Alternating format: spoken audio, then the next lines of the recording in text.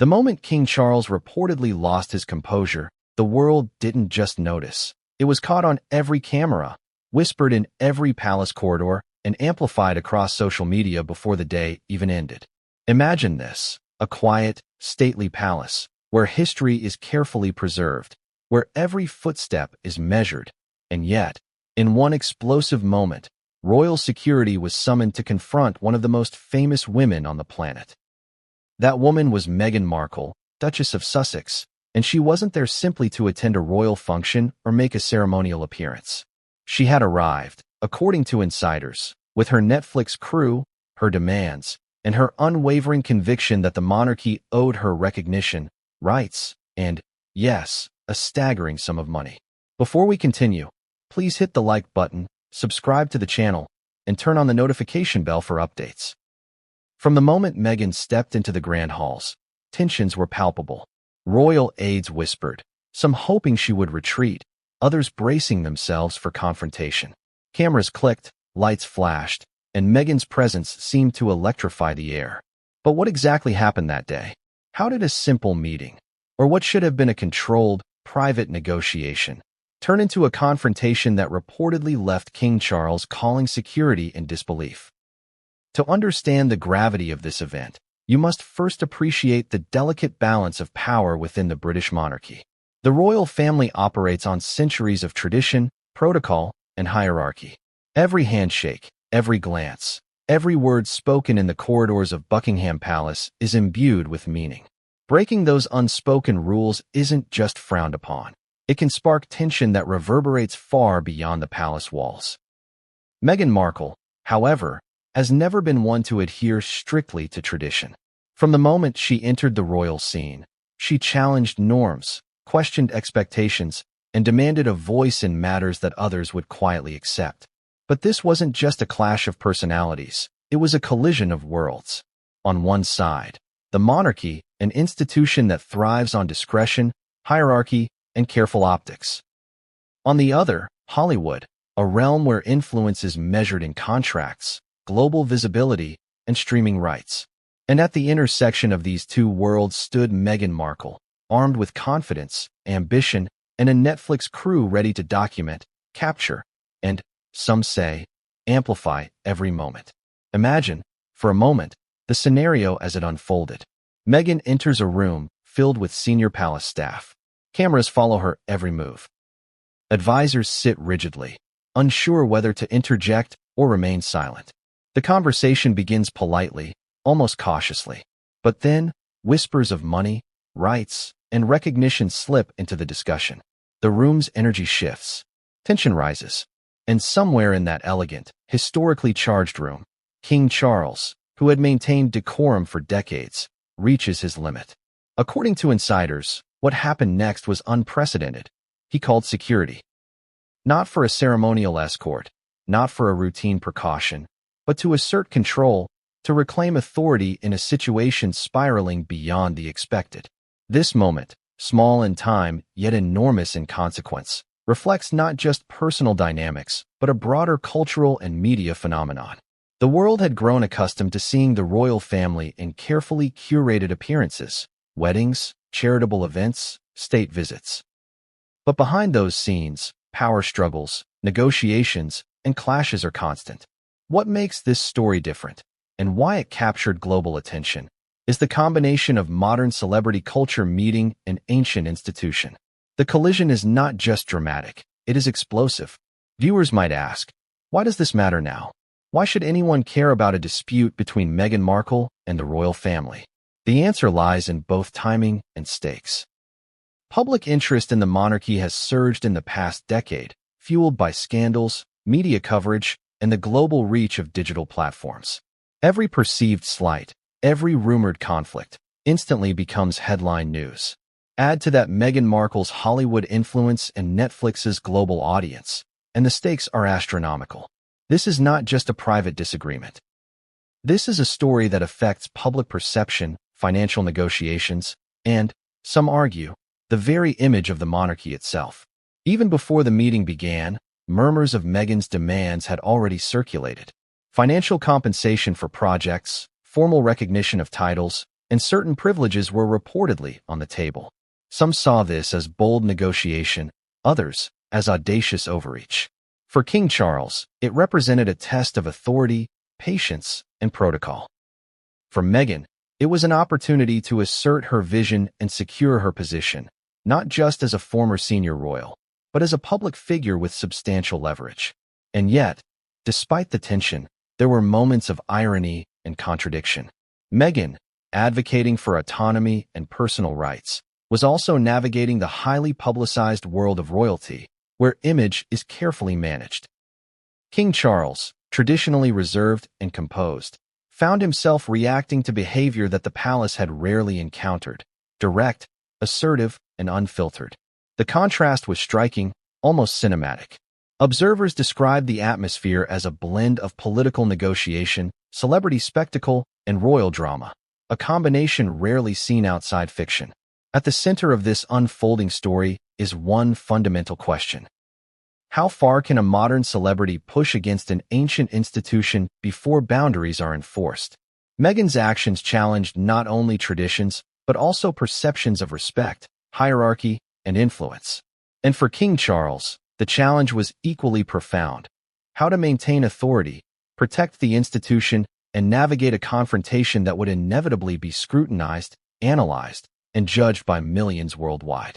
The stakes were magnified further by the presence of the Netflix crew. Every gesture, every word, and every reaction had the potential to be captured, broadcast, and disseminated globally. This added a layer of pressure, both psychological and strategic. Insiders claim that even seasoned palace staff found themselves uncertain how to respond, caught between protocol and the public eye. It was not just a confrontation, it was a performance, whether intentional or not, with global audiences as silent witnesses. And yet, the story does not end with security being called. The events that followed, alleged private discussions, media leaks, and the ripple effects through both Hollywood and the palace, are just as critical, and they reveal the deeper dynamics at play. Behind the headlines, behind the Instagram posts and viral clips, lies a complex web of negotiation, ambition, and personal conviction. Some say that in those moments, the monarchy and Meghan Markle were not merely clashing. They were defining the boundaries of power, influence, and modern royalty itself. So, what exactly happened inside that room? How did security respond? Did Meghan leave victorious, or did King Charles reclaim control? And what are the long-term consequences for the monarchy, for Netflix, and for Meghan herself? These questions hang in the air, teasing revelations that will unfold throughout this story. And the answers, as you will see, are far more shocking than any headline or rumor circulating online. As we embark on this narrative, keep in mind that every detail, every whispered conversation, and every reported reaction contributes to a larger picture. This is not just a tale of confrontation. It is a lens into the collision of old-world tradition and modern celebrity, of protocol versus personal ambition, of the pressures of royalty amplified by global scrutiny. Each chapter ahead will unravel more of the drama, reveal insider accounts, and expose moments that few expected. The story begins not in the grand halls of Buckingham Palace, but thousands of miles away in Hollywood, where ambition is currency and every handshake can alter a career forever. Meghan Markle, Duchess of Sussex, was no stranger to this world. Before the crown, before royal protocol, she had walked red carpets, negotiated contracts, and performed in front of millions on screens worldwide. And now, post-royalty, she was stepping back into a familiar arena, but with a twist. This time, she carried not only her star power but the weight of global scrutiny, her own legacy, and a growing sense of entitlement that some insiders would later call audacious. It all started with whispers about a Netflix deal, one that promised to be far more lucrative than anything Meghan had undertaken as an actress. Insiders say that she saw the platform as more than a streaming service. It was a tool, a stage, a megaphone for influence. She reportedly envisioned documentaries, docuseries, and even scripted content that would not only redefine her public image, but also broadcast her version of truth to millions. Some would argue this was smart business. Others would say it was a calculated power move against the monarchy. Imagine the scene. Meetings with executives in glass-walled offices, the sun reflecting off skyscrapers in Los Angeles. Meghan, poised and confident, laid out her vision. She described projects that were deeply personal, meaningful, and transformative. And yet, behind the professionalism and charm, there was something sharper, more strategic. A clear plan to leverage her royal experience, her fame, and her public narrative into a media empire. The Hollywood executives were intrigued, and cautiously so.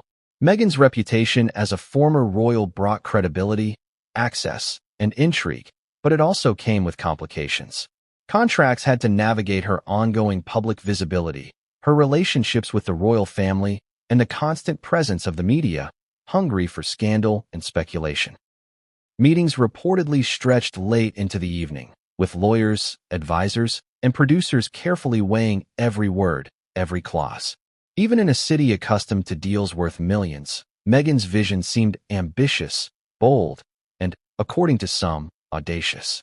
Yet ambition alone does not make headlines. It is the collision with an established institution that ignites fascination. Meghan's approach to Netflix was not simply transactional, it was transformational. She wanted creative control, visibility, and recognition. She wanted projects that aligned with her values, but also guaranteed her influence in how her story, and, indirectly, the royal story, would be told.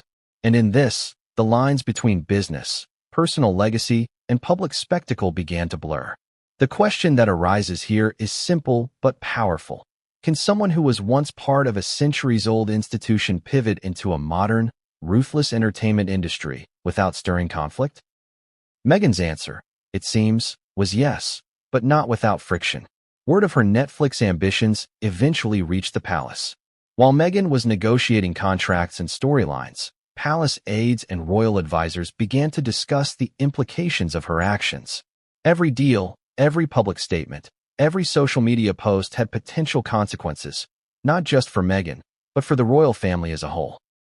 Rumors circulated that Meghan intended to document aspects of her life that the palace preferred remain private. Others suggested she sought financial settlements that bordered on demands. And as the lines between negotiation, ambition, and confrontation blurred, tension quietly built behind the palace walls.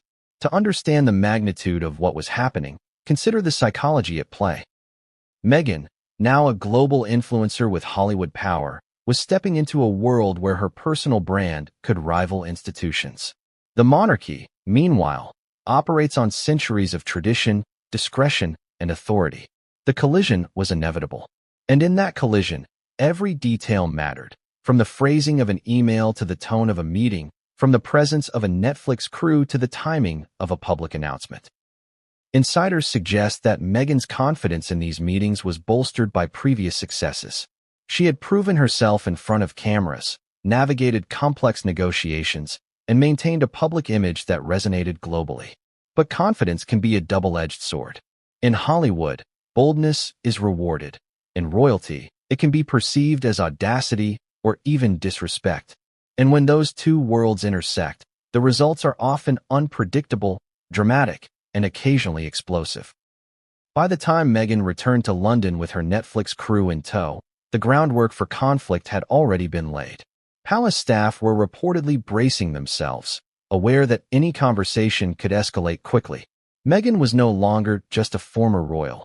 She was a high-profile content creator with a global audience.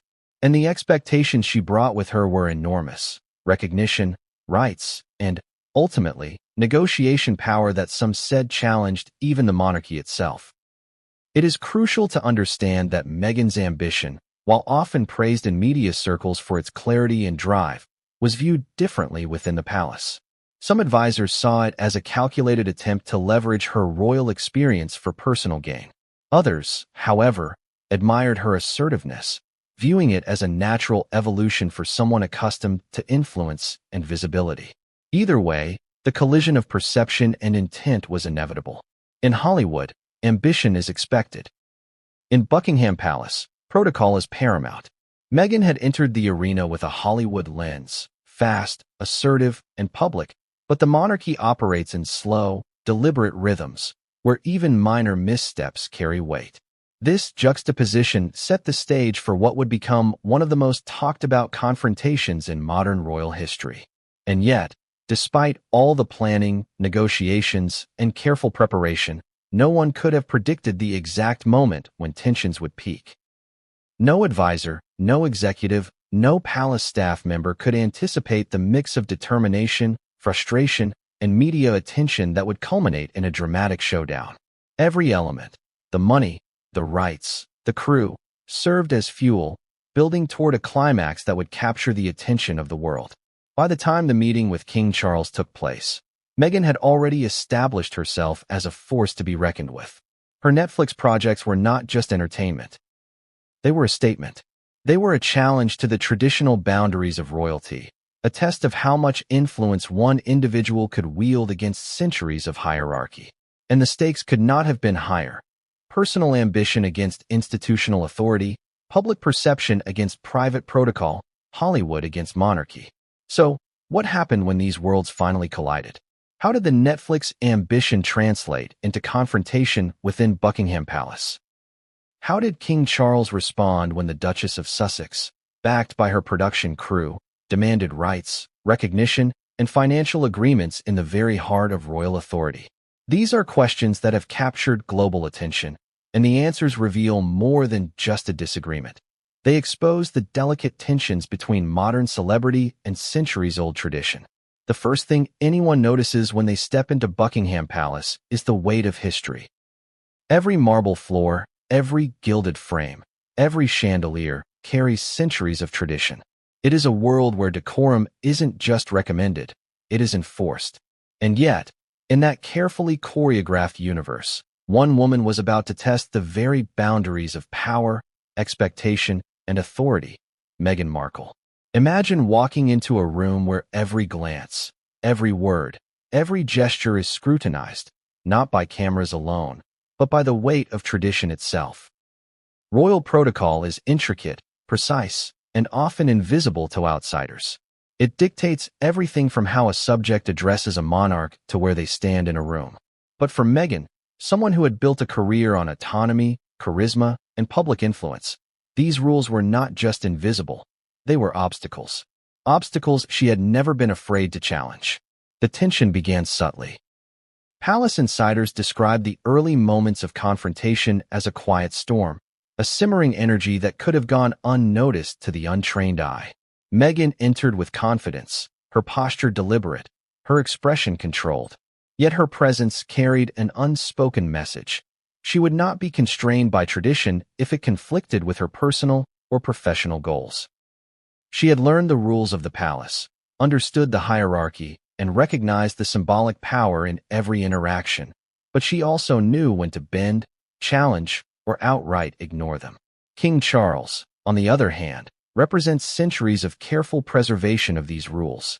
A monarch does not speak impulsively, nor act without consideration. Every decision is measured, every reaction calculated. For decades, he had navigated crises with patience, maintaining composure in the face of public scrutiny, political pressure, and familial discord. But when a figure as assertive and media-savvy as Meghan Markle entered his sphere, the balance was tested. What happened next would reveal the collision of protocol with personal power in ways no advisor had anticipated. At the heart of the conflict lies a fundamental question: what happens when personal ambition challenges institutional authority?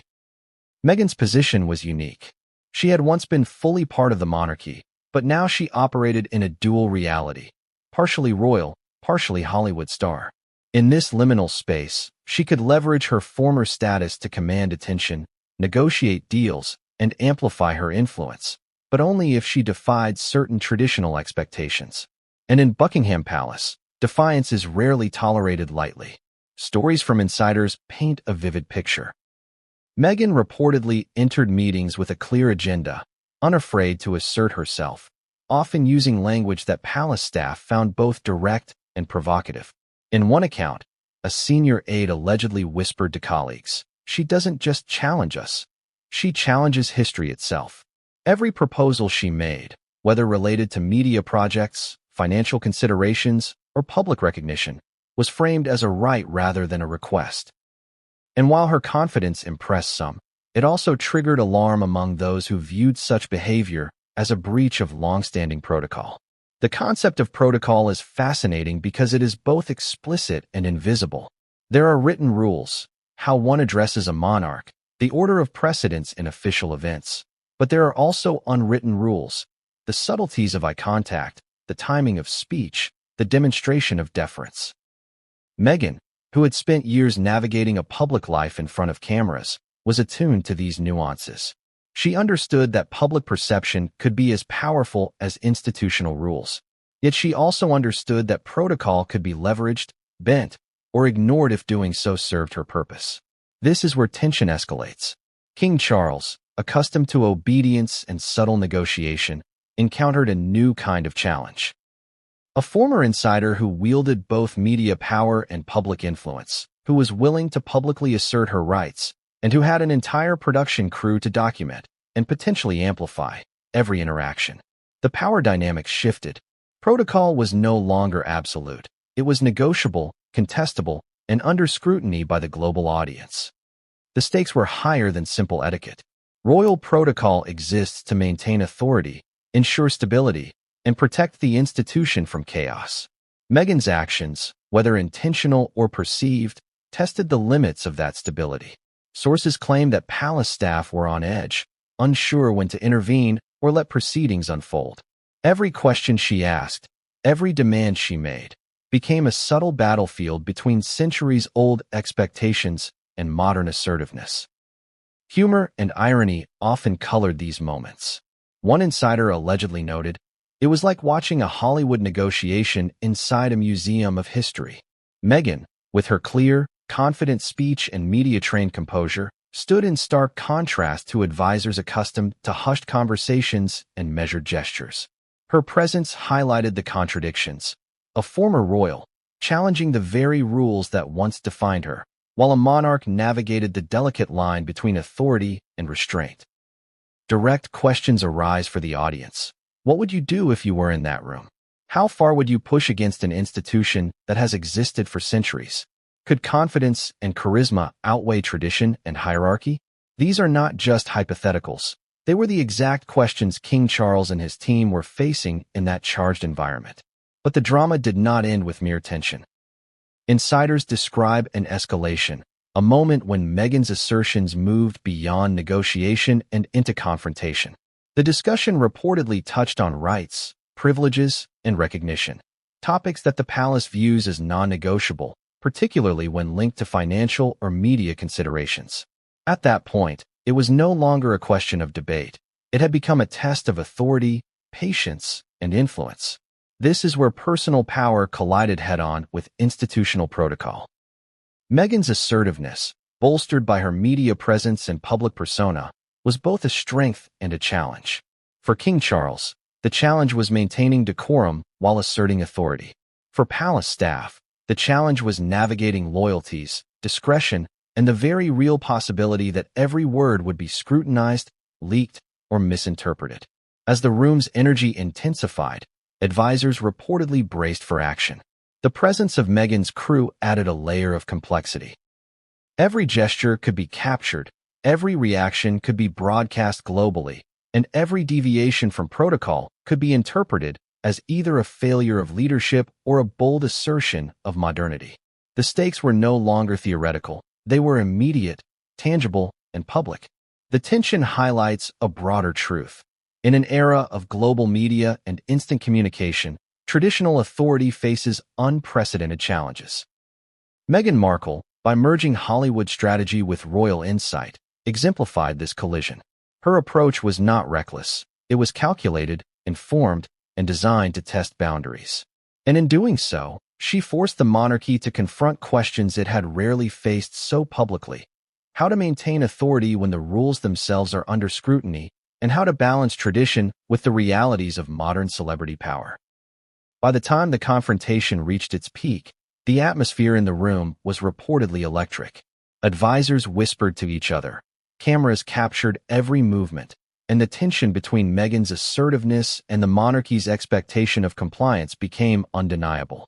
It was a moment that would define not just the meeting itself, but also public perception, media coverage, and the ongoing narrative of Meghan's post-royal ambitions. The grand halls of Buckingham Palace are designed to impress. High ceilings, intricate chandeliers, and walls lined with centuries of history.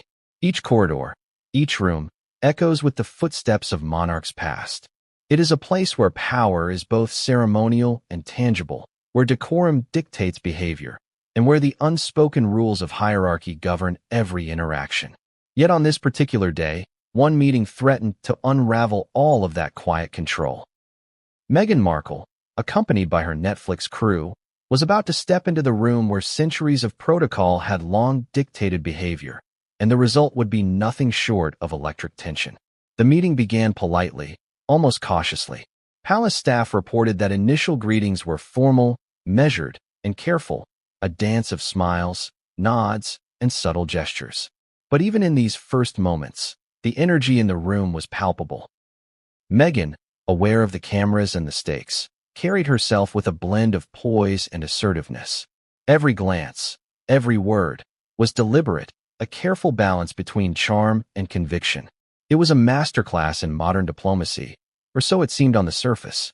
Yet beneath the polite exchange, the currents of tension ran deep. Meghan's agenda was clear. She sought recognition, rights, and a level of autonomy that the palace had historically reserved for its senior royals. The Netflix crew, subtly but undeniably present, amplified the stakes. Every gesture could be captured, every reaction could be scrutinized, and every word could potentially leak. In essence, the meeting was no longer private. It was performative, a high-stakes negotiation conducted under the invisible but heavy gaze of a global audience. Observers inside the palace reportedly held their breath as Meghan began to speak, outlining her expectations and plans. She was precise, articulate, and confident. She spoke not as a former royal seeking favors, but as a professional, a global influencer negotiating terms in an arena she understood better than most. Her proposals were detailed, meticulously planned, and strategically framed. Some of the palace staff admired her clarity. Others bristled at the boldness of her demands. The conversation soon turned to the sensitive topic of rights. Sources indicate that Meghan requested formal recognition for certain privileges, some of which were traditionally reserved for senior members of the royal family. She framed these requests as not merely personal benefits, but as acknowledgments of her past contributions, her public visibility, and her ongoing role in shaping the family's image. For the palace, however, these requests represented a breach of precedent, a challenge to the carefully maintained hierarchy that underpins royal authority.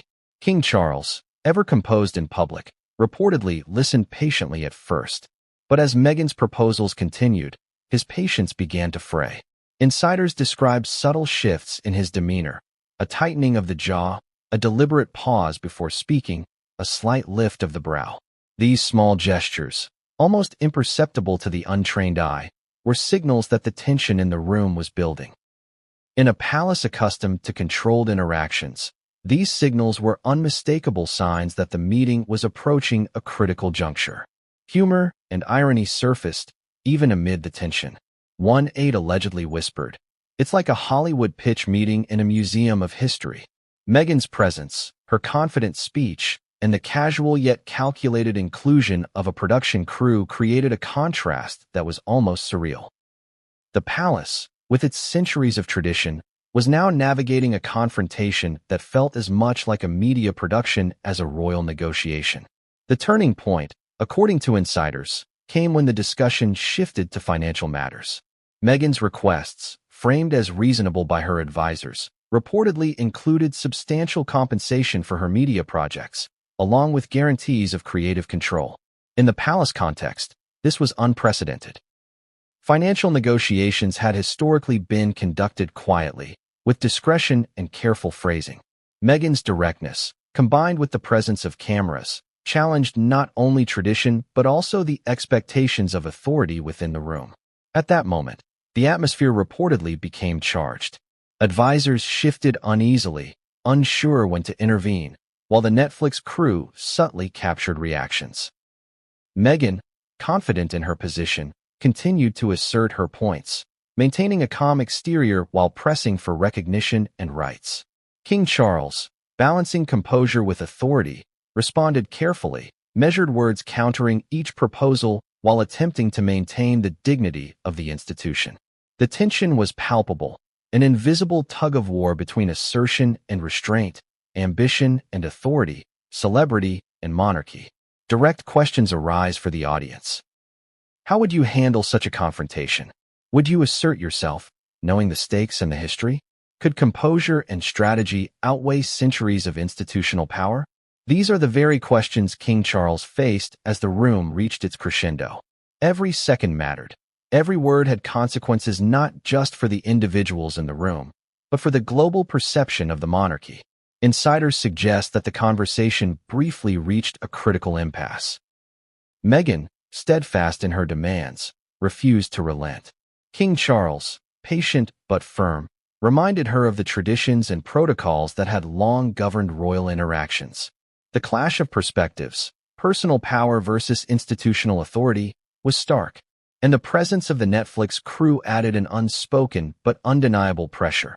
Every moment was potentially immortalized, ready to be analyzed by millions of viewers worldwide. Emotional spikes punctuated the meeting. Advisors described moments of near silence, broken only by pointed statements, subtle rebuttals, or careful clarifications. Body language communicated as much as words, the tilt of a head, the tightening of a hand, a brief pause before responding. Every gesture became amplified, carrying weight far beyond the immediate context. For Meghan, these moments were tactical, asserting her presence and influence. For the palace, they were reminders that tradition was being tested in unprecedented ways. Yet the drama was far from over. Sources claimed that at a pivotal moment, King Charles made a decision that would escalate the situation further. He called security. This was not a routine precaution. It was a clear signal that the balance of power had tipped, that authority needed reinforcement, and that the meeting had reached a point of critical tension. The implications were immediate. For Meghan, the presence of security could be seen as intimidation, a challenge to her personal power. For the palace, it was a necessary measure to uphold protocol and assert authority. In any negotiation, money is often the point where polite conversation ends and raw tension begins. In Buckingham Palace, where tradition has always guided authority, financial discussions are carefully managed, discreet, and rarely publicized. Yet on this day, the palace reportedly found itself facing a set of demands that would shock even the most seasoned advisors. Meghan Markle, backed by her Netflix crew, had moved from protocol and recognition into territory that had never before been openly negotiated in the hallowed halls of royal history. Financial compensation tied directly to her post-royal projects. The numbers were staggering. Sources claim Meghan's requests encompassed millions of dollars, including guarantees for production budgets, creative control over content, and royalties tied to her public persona and royal connections. Some palace aides were reportedly dumbfounded. While the monarchy has vast assets, the idea of negotiating with a former royal for such financial terms, especially under the scrutiny of cameras, was unprecedented. The sheer audacity of the requests, framed as rights rather than negotiations, created immediate tension. To understand the full weight of the moment, one must consider context. Meghan's Netflix projects were not just entertainment, they were vehicles of influence. Each documentary, each series, promised global reach, shaping public perception of her life, her family, and, by extension, the royal institution. Financial control over these projects wasn't merely about income. It was about narrative authority, power, and autonomy. In the eyes of palace staff, the implications were monumental. Money was no longer simply currency. It was leverage, influence, and the ability to challenge centuries of tradition. The atmosphere in the room reportedly became electric as Meghan laid out her demands. Advisors describe a careful, composed delivery, but with an underlying firmness that left no doubt about her expectations. She wasn't asking politely, one insider reportedly said. She was stating what she believed she deserved, and she expected compliance, or, at least, serious consideration. Every figure, every clause, every stipulation was meticulously prepared. And with the Netflix crew documenting the moment, the stakes extended far beyond the room's walls. Every gesture could be analyzed, every hesitation scrutinized, and every objection amplified in the public eye. The tension wasn't only financial, it was deeply symbolic. To negotiate money in this way within the palace was to challenge hierarchy itself. Meghan's demands represented a direct assertion of power, a statement that her influence, both earned and inherited from her royal experience, deserved recognition in tangible, material terms. For King Charles, this presented a dilemma. Acceding to her requests risked setting a precedent that could destabilize centuries of tradition. Refusing them risked public backlash, media scrutiny, and an emboldened narrative portraying the monarchy as obstructive or outdated. Humor and irony surfaced, even amid high tension. One palace aide allegedly quipped, "We're negotiating a multi-million-dollar deal in a room designed for centuries-old ceremonies." The absurdity of the moment, the collision of Hollywood business acumen with centuries of royal decorum, highlighted the surreal nature of the confrontation. The presence of cameras transformed what should have been a private discussion into a global spectacle, adding layers of complexity that insiders say made every word, gesture, and decision far more consequential than usual. Yet, beyond the spectacle, the details of Meghan's financial demands reveal strategic calculation. She reportedly sought guarantees for projects closely tied to her personal narrative and brand, ensuring that the content would not only generate revenue, but also solidify her influence and public image. These demands were far from casual. They reflected a keen understanding of both market dynamics and personal leverage. It was negotiation at the highest stakes, and Buckingham Palace was now at the center of it. The palace response was cautious. Advisors and officials reportedly attempted to negotiate, proposing compromises, conditional agreements, or delayed payments. But Meghan's team, well prepared and aware of her leverage, reportedly pushed back on every point. They framed the demands not as greed but as fairness, equity, and recognition of her contributions. The tension, already high, was amplified by the presence of security and the awareness that global media attention could turn any misstep into a viral narrative. Direct audience engagement. How would you respond if asked to approve millions in payments under unprecedented circumstances? Could you separate personal feelings from strategic reasoning?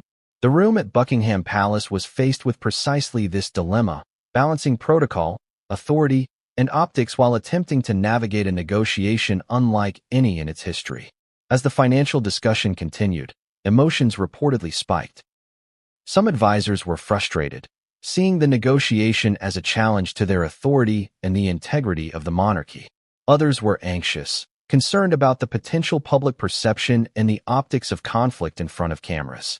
Meanwhile, Meghan remained composed, unwavering, and confident, demonstrating a blend of assertiveness and poise that made her demands both difficult to ignore and impossible to dismiss casually. The tension escalated further when Meghan emphasized creative control. Royal aides reportedly reacted with alarm. The idea that a former royal could exert influence over content depicting aspects of royal life, or indirectly shaping narratives about the monarchy, was almost unthinkable. It wasn't just money on the table, it was power, narrative authority, and public perception. The stakes were no longer merely financial. They were existential for both sides. The presence of the Netflix crew added another layer of complexity. Insiders indicate that Meghan's team may have used the cameras strategically, a silent reminder that every gesture, every facial expression, every interaction could be captured and later disseminated. This created an invisible pressure on palace staff and the king himself. Any misstep could be amplified globally, creating long-lasting implications for public perception. Humor, irony, and disbelief were reportedly interwoven throughout the negotiation. One palace staffer is said to have whispered, "I never thought I'd see a multi-million-dollar deal negotiated on palace grounds with cameras rolling." The surreal nature of the event underscored the collision of two worlds, the meticulous, tradition-bound monarchy and the bold, media-savvy modern celebrity. By the time the discussion reached its peak, the atmosphere was reportedly thick with tension. Advisors whispered to each other, weighing options and calculating potential fallout. Meghan, confident in her position, remained unyielding. And King Charles, balancing authority with restraint, faced one of the most challenging moments of his reign: how to assert the monarchy's traditions, respond to unprecedented financial requests, and navigate a confrontation being documented for a global audience. The grand halls of Buckingham Palace have seen countless dignitaries, celebrities, and political figures walk their floors. Yet on this day, the atmosphere was unlike anything the palace staff had experienced in recent memory. A confrontation had reached a boiling point, not over minor protocol or ceremonial disagreements, but over financial demands, rights, and public recognition. And according to insiders, it was at this critical moment that King Charles made a decision that would forever change the course of the meeting. He called in security. Security in the palace is no ordinary measure. Trained for every conceivable scenario, the officers operate with discretion, precision, and authority. Their presence is typically subtle, a shadow in the background, a silent guardian ensuring safety and order. But when summoned into a high-profile negotiation, their arrival carries a weight far beyond physical protection. It signals that the situation has escalated beyond negotiation into a realm where authority must be visibly reinforced. The room reportedly shifted the moment security entered. Advisors whispered to one another, some tense, some apprehensive. The presence of uniformed officers added an unspoken pressure, a reminder that the monarchy's authority was not just symbolic but tangible. For Meghan Markle, however, the situation was far from a deterrent. According to insiders, she remained composed, meeting the heightened tension with calm assertiveness. The cameras rolling silently captured every gesture, every subtle reaction, moments that would later fuel speculation and public fascination. King Charles, while maintaining a measured exterior, reportedly felt the gravity of the moment acutely. Calling security was not a decision made lightly.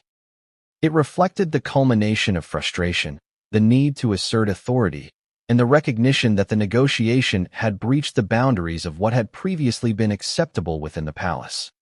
The presence of security added layers of complexity.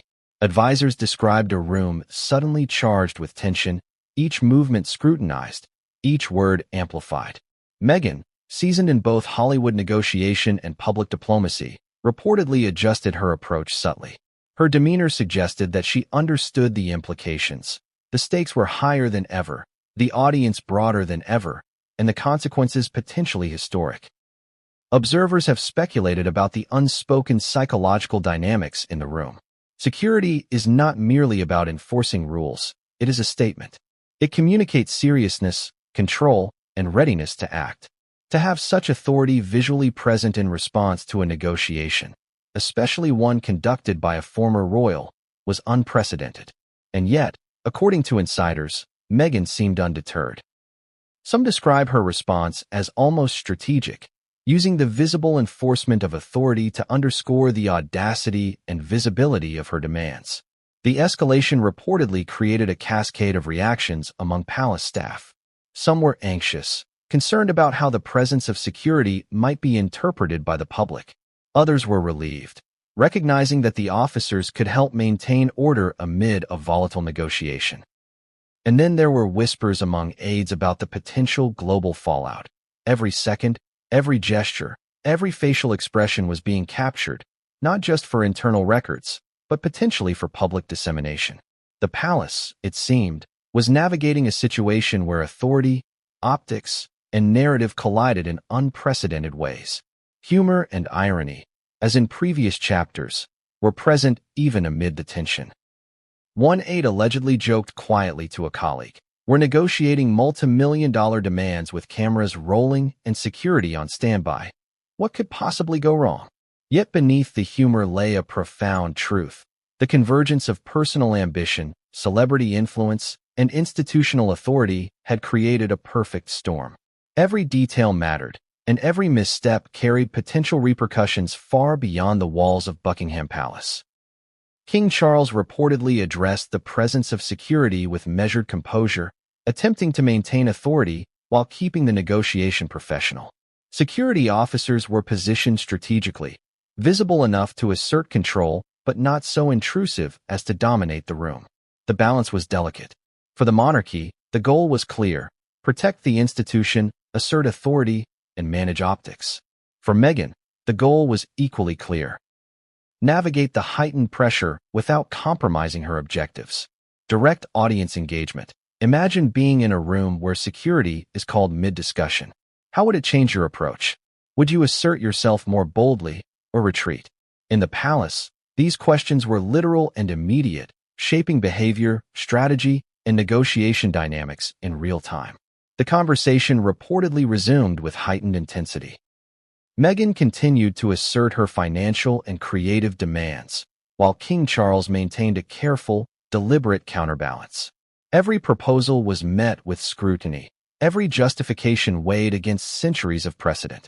The presence of security added an unspoken urgency. This was not merely negotiation. It was a test of authority, composure, and strategic acumen. As the discussion progressed, the psychological stakes became clear. Security was not just a physical presence. It was a symbol of institutional power, a reminder that certain boundaries could not be crossed lightly. For Meghan, the cameras and the crew provided a counterbalance, a visible reminder of her personal power and public influence. The room had transformed into a silent battlefield, where every gesture, word, and reaction carried layered significance. According to insiders, there were moments when advisors feared the situation might spiral further. The combination of financial demands, protocol disputes, and visible security presence created tension that could have erupted. Yet Meghan's composure, combined with the strategic positioning of palace staff and officers, prevented outright conflict. It was a delicate dance of assertion, authority, and optics, one that required careful navigation at every turn. The climax of this chapter reportedly came when King Charles, while maintaining a calm exterior, made it clear that boundaries had been reached. Security was not a threat, it was a signal. It communicated that while negotiation could continue, certain lines of authority would not be crossed. For Meghan, the moment was both a challenge and an opportunity.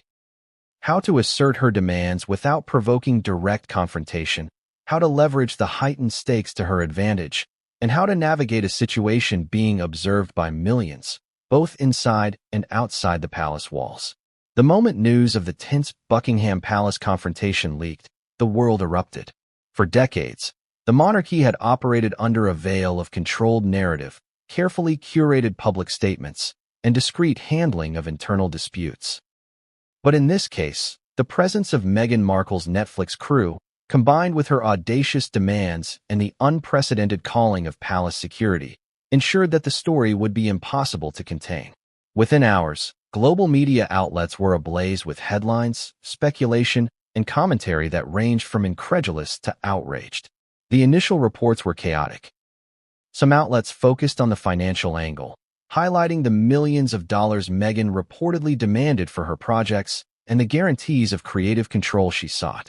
Headlines emphasized words like audacious, shocking, and unprecedented, framing the situation as a dramatic challenge to the monarchy itself.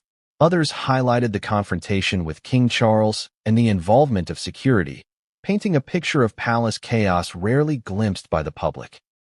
Social media amplified the frenzy, with millions of users sharing, dissecting, and debating every detail, often with limited verified information but abundant speculation. For the palace, the media reaction was a double-edged sword. On one hand, transparency and coverage could reinforce the monarchy's public authority if managed carefully. On the other, the presence of cameras during the actual meeting, combined with leaks and insider accounts, made it nearly impossible to control the narrative. Every gesture, every statement, and every strategic move by Meghan could be interpreted in multiple ways, either as calculated brilliance, audacity, or defiance. Audiences around the world were captivated. Some sympathized with Meghan, seeing her as a modern woman asserting her rights, demanding recognition, and navigating a complex landscape with poise and strategy. Others sided with King Charles, viewing the situation as a breach of centuries-old protocol, a challenge to the authority of the monarchy, and an audacious overreach that threatened tradition. Heated debates erupted online, with hashtags trending globally, opinion pieces flooding newspapers, and panel discussions dominating cable networks. The story quickly transcended celebrity gossip, becoming a cultural flashpoint about power, authority, and modern ambition. Humor, irony, and incredulity colored the global reactions. Memes and social media commentary abounded, with users highlighting the surreal contrast of Hollywood negotiation tactics unfolding within the sacred halls of Buckingham Palace. One viral post reportedly compared the scene to a movie pitch meeting inside a museum of history, a sentiment echoed privately by palace aides. Yet beneath the humor lay serious scrutiny. Every leak, every report, and every interpretation added pressure, shaping public perception and forcing both Meghan and the monarchy to respond carefully. Public curiosity was fueled by contradictions and surprises in the coverage. Some reports painted Meghan as assertive but respectful. Others emphasized tension, confrontation, and alleged disrespect. The presence of the Netflix crew became a focal point, with speculation that footage of the meeting could be used strategically to bolster her narrative or, potentially, create leverage against the monarchy. Every report raised new questions. What exactly had been said? How severe was the confrontation? Would footage eventually surface? And if so, what would it reveal about both Meghan and King Charles? The palace response, as insiders later described, was measured but firm. Official statements emphasized that discussions had occurred and that the monarchy remained committed to tradition, protocol, and discretion. Yet the gap between official messaging and leaked reports created tension. Media outlets, sensing drama and sensationalism, ran headlines emphasizing conflict, audacity, and spectacle. The result was a cycle of reporting that fed itself. Leaks prompted speculation, speculation fueled public interest, and public interest created demand for further coverage. Direct audience engagement. Imagine witnessing such a high-stakes negotiation unfold and having only fragmented details. How would you interpret the actions of those involved? Would you side with tradition or assertiveness? Would you be fascinated, frustrated, or outraged? These were the questions millions asked themselves as global attention turned toward the unfolding saga.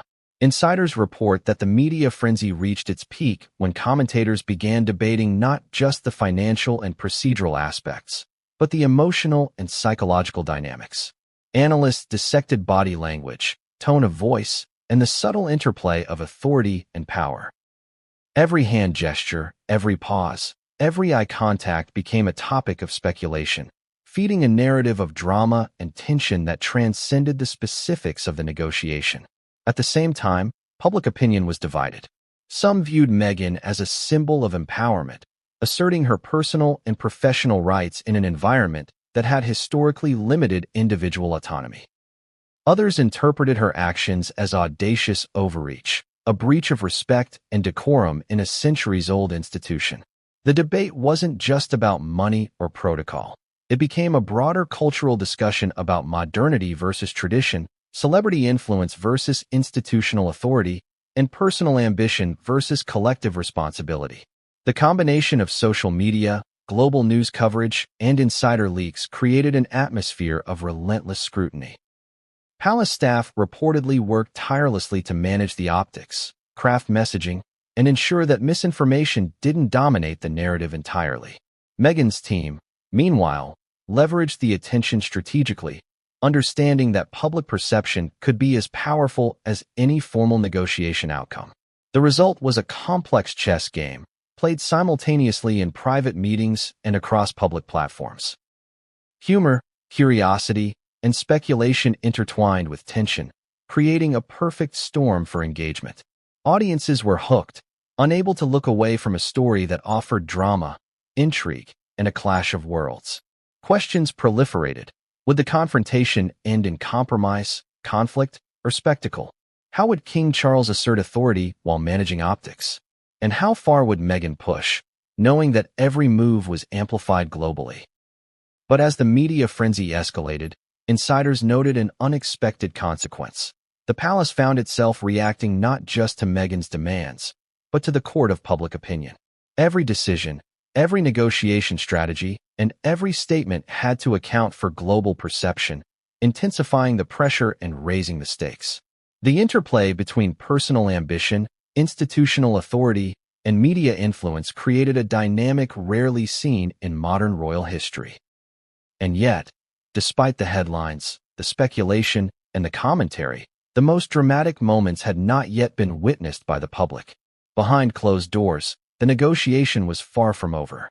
The tension, the stakes, and the potential for escalation were all building toward a climax that would soon shock not only the palace but the world itself.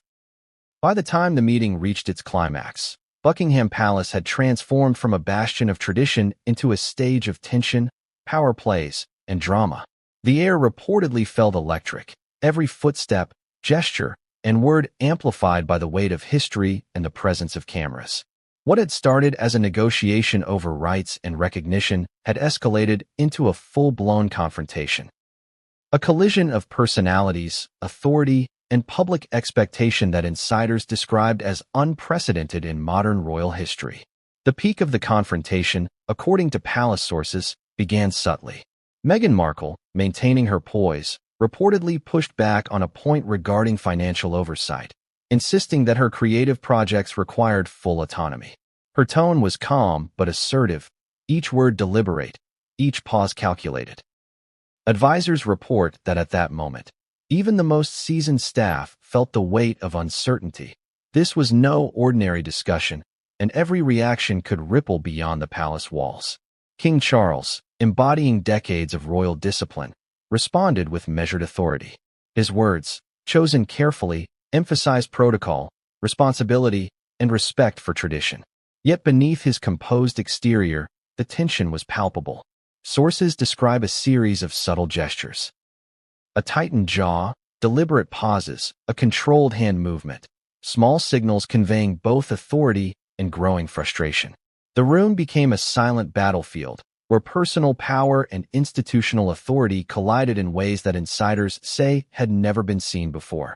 The presence of the Netflix crew heightened the stakes. Every gesture, every reaction, every subtle nuance of communication was being observed. Not just by those in the room, but by an audience that could number in the millions. The cameras, though silent, acted as invisible participants, capturing moments that would fuel speculation, media coverage, and public debate. Meghan reportedly used this to her advantage, maintaining a composed demeanor that projected confidence, strategy, and resolve. Humor and irony were interwoven with tension. One aide allegedly whispered to a colleague, "It's like watching a high-stakes negotiation in a living museum of history." But the absurdity of the moment did little to temper the intensity. Insiders report that advisors were scrambling, calculating possible responses, considering optics, and anticipating outcomes, all while maintaining the facade of decorum demanded by royal protocol. As the discussion continued, the stakes escalated further when a disagreement over recognition turned personal. Meghan reportedly asserted that her contributions, both as a former royal and a public figure, deserved acknowledgement not merely in ceremonial terms, but in tangible forms of influence and rights. King Charles, bound by tradition and mindful of precedent, resisted this framing. The room reportedly became charged with emotion, the tension now palpable even to observers at the periphery. Direct audience engagement. Imagine being in a room where centuries of tradition meet modern ambition, every word scrutinized, every gesture interpreted. How would you assert yourself? Would you push further or yield to authority? These were not hypothetical questions. They were the reality for everyone present. According to insiders, the confrontation reached a critical juncture when Meghan's tone shifted from calm assertion to strategic insistence. She reportedly emphasized that her position was non-negotiable, framed in terms of rights and equity rather than request or suggestion. For palace staff, this was unprecedented. For King Charles, it was a moment requiring careful navigation, assert authority without escalation, protect the institution without provoking a spectacle, and manage optics while maintaining control. Security's presence, now fully acknowledged, added pressure to the peak of the confrontation. Officers, while remaining discreet, were reportedly alert to the potential for escalation, their positioning a subtle but constant reminder of authority and enforcement. Meghan, aware of both the cameras and security, reportedly maintained her composure, balancing assertiveness with strategic awareness. The tension in the room was a delicate balance of power, influence, and negotiation, where any misstep could have lasting consequences. Humor and tension mingled in unpredictable ways. Observers described moments of whispered irony among staff, brief glances signaling disbelief at the audacity and boldness of the exchange. Yet these moments were fleeting, overshadowed by the high stakes of negotiation and the palpable energy in the room. Every detail, no matter how minor, carried significance. The psychological intensity reached its peak when Meghan reportedly referenced her public platform, subtly indicating that her narrative and influence extended far beyond the palace. This was a calculated move, reminding the monarchy that the global audience, public opinion, and media attention were factors in the negotiation. The implication was clear: asserting authority within the room would not be enough. Public perception was a force to be reckoned with. The climax of the confrontation, insiders suggest, was a moment of near standoff. Meghan's calm insistence met King Charles's composed authority in a silent, charged exchange. Advisors and staff reportedly held their breath, aware that the outcome could define both the negotiation and the broader public narrative. The tension was electric, the stakes monumental, and the outcome uncertain. Direct audience engagement. If you were witnessing this clash of personalities, history, and authority, how would you feel? Would you side with protocol or audacity? Would you expect compromise, conflict, or capitulation? These questions mirrored the reality within Buckingham Palace at that very moment. As the peak tension unfolded, the presence of the Netflix crew became increasingly symbolic. Every subtle expression, every strategic pause, every carefully chosen word was potentially immortalized, creating a scenario where negotiation, performance, and spectacle merged. Meghan reportedly understood this dynamic fully, using it to maintain leverage while carefully managing her public image. But just as the room seemed on the brink of escalation, a surprising intervention reportedly occurred. Advisors attempted to mediate, strategically redirecting the conversation, softening language, and emphasizing compromise. The subtle maneuvering was delicate, balancing authority, dignity, and optics, but it bought crucial time. Yet insiders note that the most dramatic moment was still to come. An event that would not only define the meeting but would later dominate headlines, fuel speculation, and shape public perception of both Meghan Markle and King Charles. The tension inside Buckingham Palace had been building for hours. Advisors whispered nervously, security remained vigilant, and every word exchanged between Meghan Markle